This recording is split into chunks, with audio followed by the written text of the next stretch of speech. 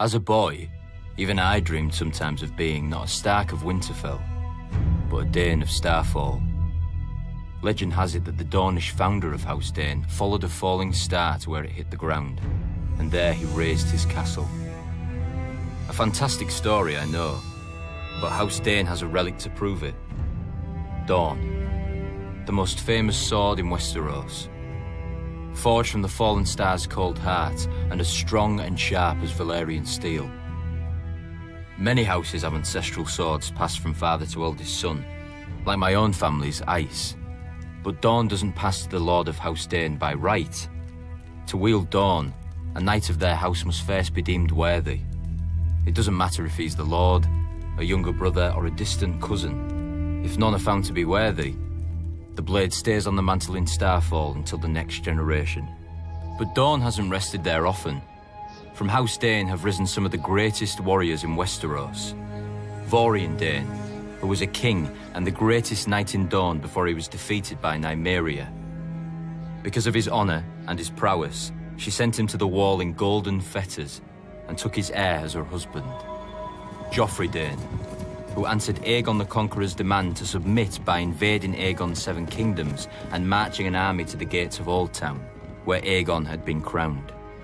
And the greatest of them all, Sir Arthur Dayne, the Sword of the Morning. During the reign of the Mad King, a band of outlaws calling themselves the Kingswood Brotherhood terrorised the forest outside of King's Landing. Every force sent after them either returned empty-handed or vanished into the woods, never to be seen again. The king was furious and dispatched Sir Arthur of his own Kingsguard to deal with the threat.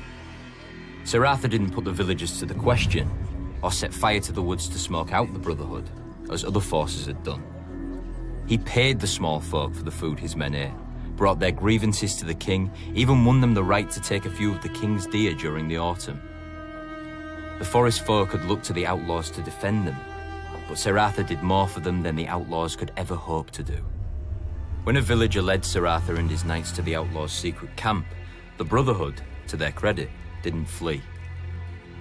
One of their leaders, the Smiling Knight, was a madman. Cruelty and honour jumbled together, but he didn't know fear, not even when Sir Arthur drew Dorne before him. Soon the outlaw's longsword had so many notches that Sir Arthur stopped to let him fetch a new one. The robber knight chose another and then asked for Dorne. Sir Arthur replied, "Then you shall have it." The Smiling Knight never smiled again. The mad fool. Dorne is just a sword. Sir Arthur was the true steel. Strong, brave, and loyal to a fault. He would never have aided Rhaegar's abduction of my sister if his vows hadn't compelled him. And though we fought on opposite sides, I admired him. When I was younger, I wanted to be him. Every boy did. And I killed him. Not in single combat, but as he was on his knees, a dagger in his back. I'll never forget the look in his eyes. He wasn't angry or betrayed.